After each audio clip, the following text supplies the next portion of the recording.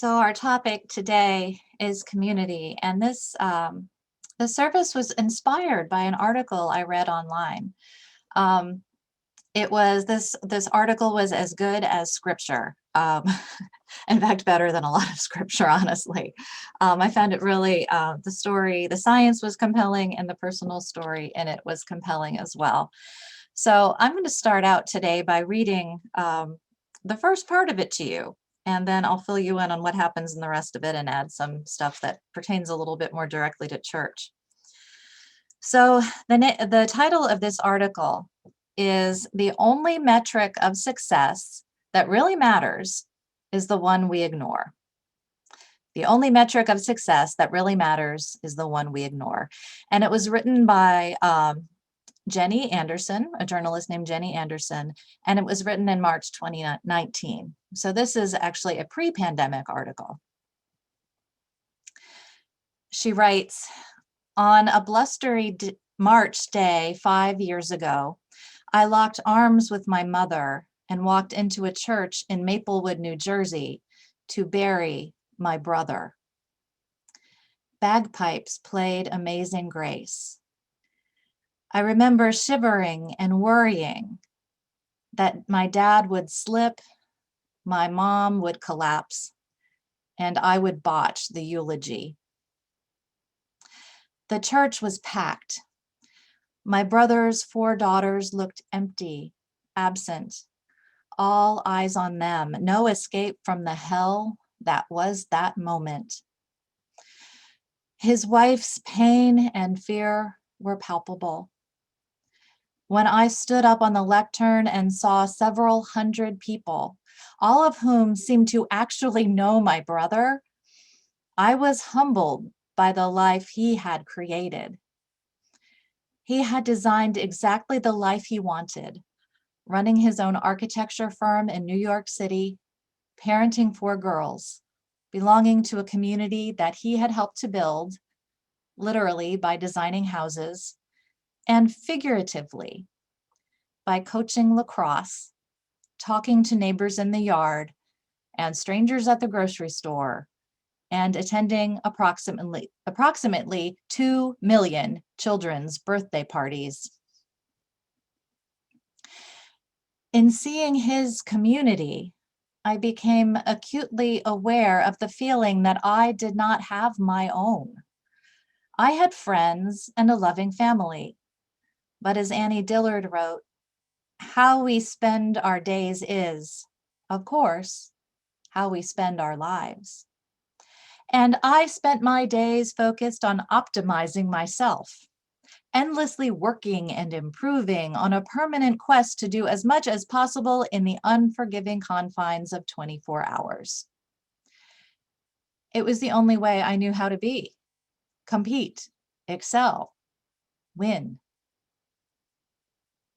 I had never considered there might be a cost to a life of high octane, high reward competition.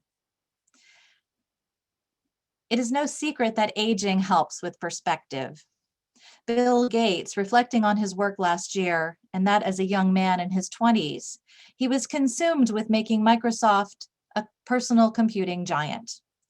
Today, his focus is on other people. Did I devote enough time to my family? Did I learn enough new things? Did I develop new friendships and deepen old ones? He said these would have been laughable to me when I was 25, but as I get older, they are much more meaningful. That's the end quote for Bill Gates. Jenny Anderson continues, before my brother Robbie got sick, if you had asked me if community mattered, I would have said yes, but I wouldn't have thought about it much, nor would I have spent much time working out what it meant. But after many nights in emergency rooms and 2 long stays in hospitals of watching my nieces slowly lose their father, I got a glimpse of what community looks like. It was the people who turned up before they were asked, to do things they didn't have time to do. Neighbors who collected kids from school and came to hospitals to sit. friends who stayed, groups of people who materialized to make lunch for 4 kids for months because their parents couldn't. This was community. And what I would come to learn slowly is that community is about a series of small choices and everyday actions. How to spend a Saturday, what to do when a neighbor falls ill, how to make time when there is none, knowing others and being known, investing in somewhere instead of trying to be everywhere. Communities are built like Legos, one brick at a time. There's no hack. When my brother Robbie died, I wanted to do less and be more. And what I wanted to be was more connected. And not only to my family and close friends, but to the people around me who would be the buffer against the inevitable absence of me.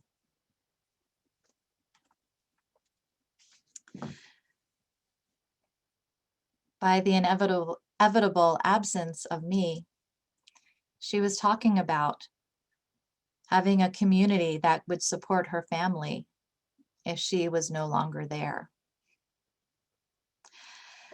The point here is that we need connection, the human and in-person kind.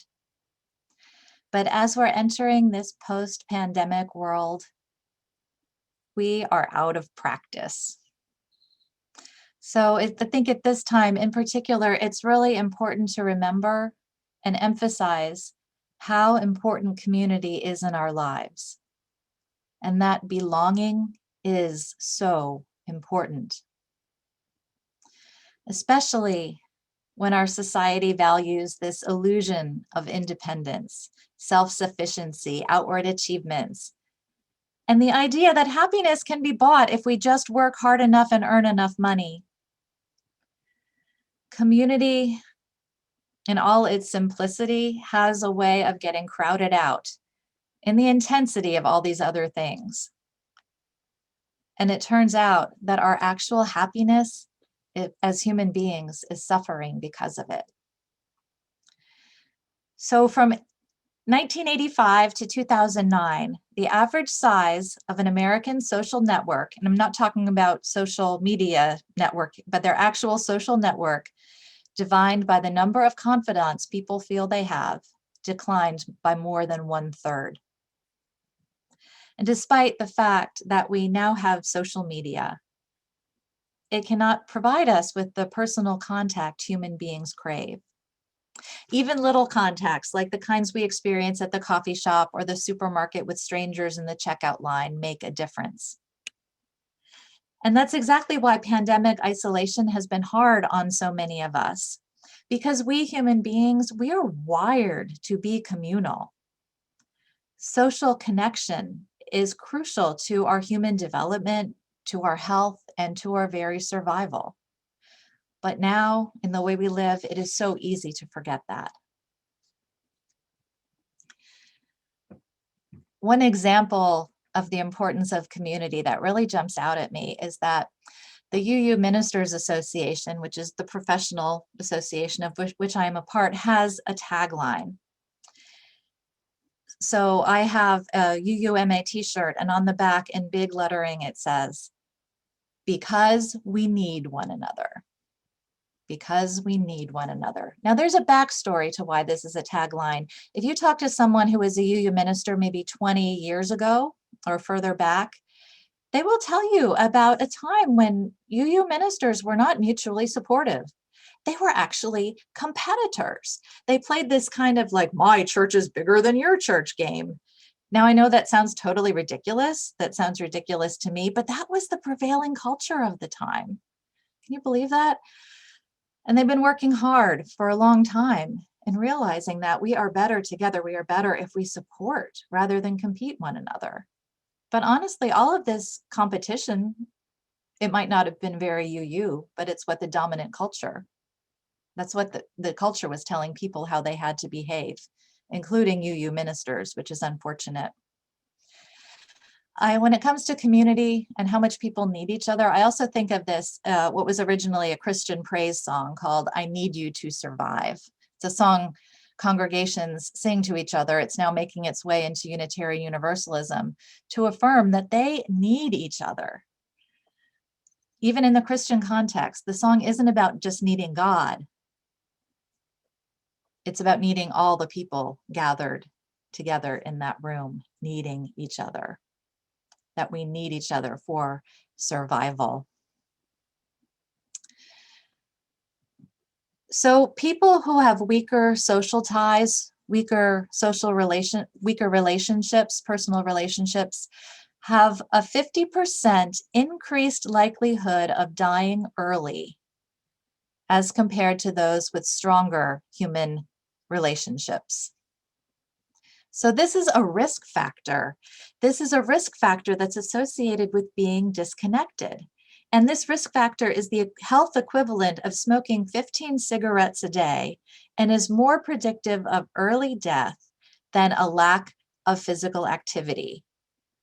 So human connection is more important to your health than exercise. Now, I'm not saying don't exercise, because you need to exercise too, but it's just a measure of how powerful human connection is in our overall physical health as well as mental health. Many of us assume that if we have a family and if we have some friends, our need for community has already been met. And that's not true. Community is a bit more than that. You can have both family and friends, and you can still suffer loneliness. It's possible to have 100 real life friends. I'm not even talking about Facebook friends. It's possible to have that many friends and still feel lonely. And it turns out that loneliness is an equal opportunity condition. It does not discriminate by income or class, or by ethnicity, or by gender. One scholar says that the true problem of loneliness is not being alone, is not being socially isolated. It's not having no social contact. It's really about the quality of the contact you do have. There is this thing called social poverty.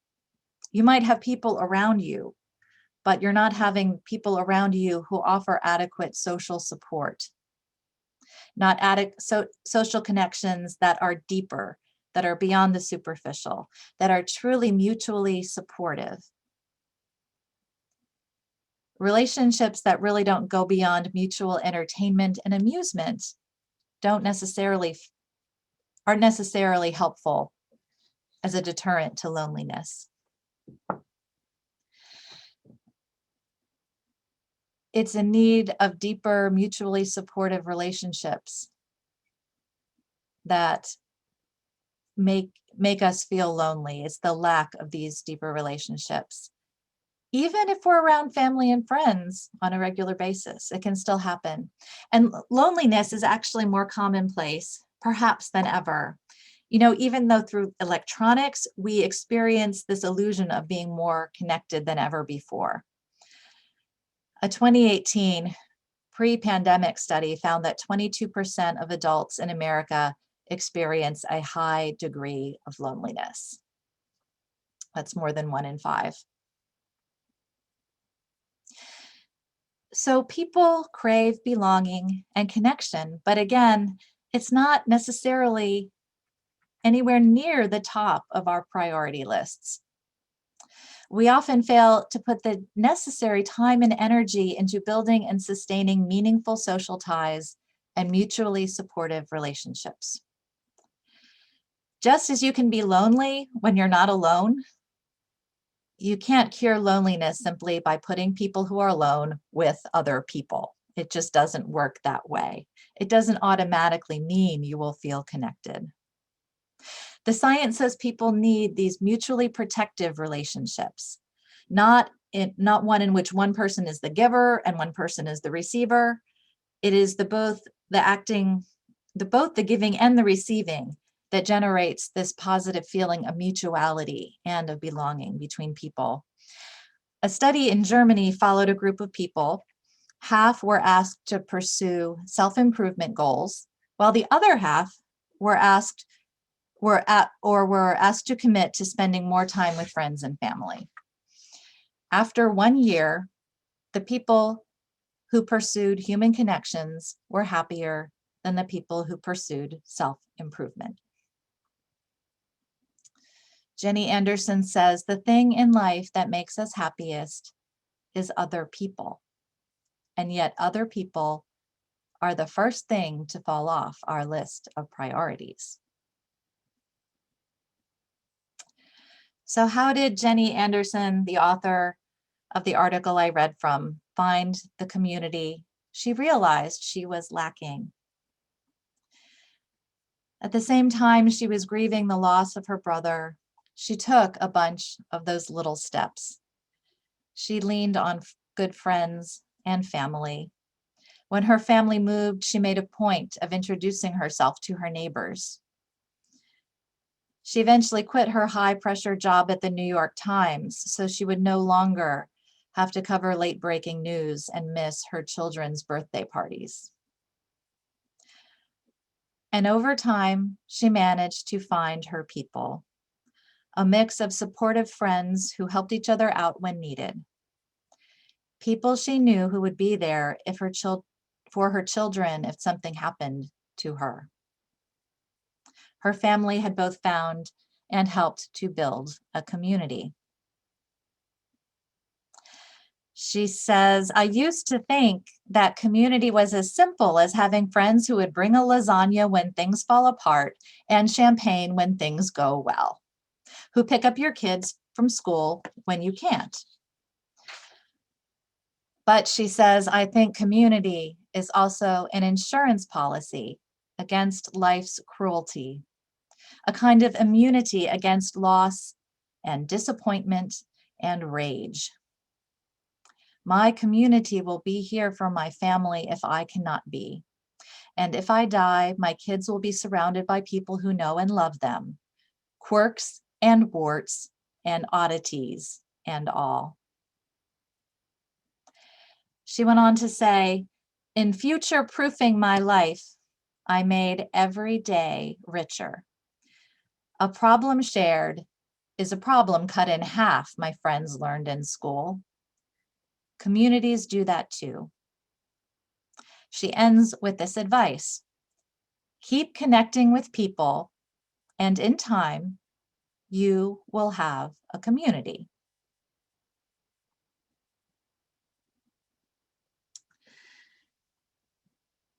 So being in search of community, in search of human connection, happens to be one of the main reasons people come to church, both for the first time and for the second time and for the third time and for all of those other times after that. Now, people who come to church may be looking for other things too, like finding a greater sense of meaning and purpose, or simply wanting to reconnect with their existing sense of meaning and purpose, or to be reminded continually of life's highest priorities, life's ultimate concern. And some of these things you can do alone. And yet people who come to church realize the importance of doing these things with other people. They realize that value. And churches can totally succeed in providing these connections, this sense of community. And churches can also fail miserably at this. On one hand, they can practically save someone's life, and on the other, let someone else down terribly, pretty much all at the same time and all on the same day. And you know, that's the kind of thing that can happen when you bring a bunch of fallible human beings together. But that's also why it's important for everyone in church to understand the importance of community and how to do community well. Church community, it has to be more than a collection of like-minded or so-called like-minded individuals. At best, church is an intentional community, not an accidental community, a very, very intentional one. is an intentional community that is grown and maintained by people who know they are in community, know its importance, and continually intentionally, and hopefully eventually naturally do what is necessary to make that community and its inhabitants thrive.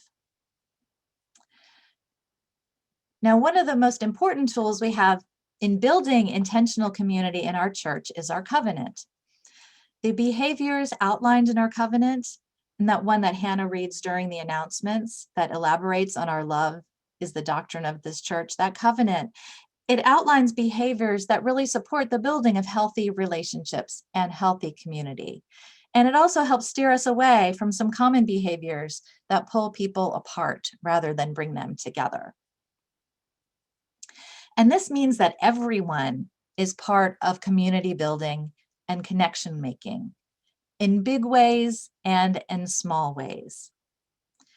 It is, I'm sorry to say, as an off-the-scale introvert, it is also about welcoming new people, even if you are a shy introvert. I promise if you say hi to someone new, you will not die. 100% guarantee money back on that. Because people are coming for connection. You can't mess it up by offering to connect. There's just no way. It's also about working opportunities for real connection with people, both new and not so new, into our church programs and activities, making space, providing a venue in which these connections can be made. So church isn't just a passing, coming to a building, sitting down in a chair and listening to me ramble on for the good part of 20 minutes. It means building a culture of cooperation and mutuality, that give and take, that creates true relationship. It means helping create an environment in which everyone is safe for everyone to be themselves. You can't have community when you have to come in wearing your emotional armor. It doesn't work like that. It's a place where people can be open and be unguarded without being afraid of being judged or talked about. A place when people can be real and they can be vulnerable about their problems and about their fears and not have to worry what other people think. In church, one of the points of being here in this particular community is that we're here to practice ways of being and doing that are more loving and kind and accepting than honestly what is called for everywhere else in our lives. We practice raising the bar here. So we have a greater chance of having closer community. Our community is like this incubator where we practice, with intention, being better at being human beings together. So that eventually when we get really good at it, we can take it, this way of being and doing together, we can take it and out and show it to the world that needs it a lot. Church is where we show genuine curiosity in getting to know the people around us, where we listen closely to their stories, and someday they will listen to ours. A place where we are always aware of one another's worth and dignity, and that everyone, no matter how awesome and confident you seem, ultimately needs love and connection and a safe place to be themselves. And when we got it down, when we got it down really good, there is no stopping us in the larger community. As a minister, I get some really interesting requests from people in our local area. These are very good, well-meaning people who have come to a point in their life, probably most likely for the first time, when they need help. They need help, they need companionship or transportation or some type of service because some situation in their life has changed. Many of these folks in their communications with me will go out of their way to talk about how much they admire the UU Church, although they never went to one regularly or ever felt the need to join one, even now. But they are asking for me to help them fulfill their need. And I can't help but think that this is what happens when you don't take the time to invest yourself in community. You end up asking some random minister you don't know to whose church you have no interest in going to provide you with the things that would have come to you automatically if you had joined a community. But there's no such thing as instant community. It is an investment. There's no add community to water and stir. And I don't mean to sound unsympathetic to these folks and their predicaments, but I just can't help but think that somehow they missed the point. They missed the point of community in their lives. They bought into this illusion of independence until it was a little too late. And unlike many things in our consumerist and transactional society, you can't buy community. You can't order it online with free 2-day shipping or get it in a single email to a random UU minister. Community requires us to invest ourselves in those little ways that Jenny Anderson talks about, a series of small choices and everyday actions. How to spend a Saturday, what to do when a neighbor falls ill, how to make time when there is none, knowing others and being known, investing in somewhere instead of trying to be everywhere. Communities are built like Legos, one brick at a time. There is no hack. Church communities, like Legos, are built one relationship at a time. An investment of oneself in church community with patience and time pays dividends of meaningful relationships, support, purpose, in connections, and in happiness.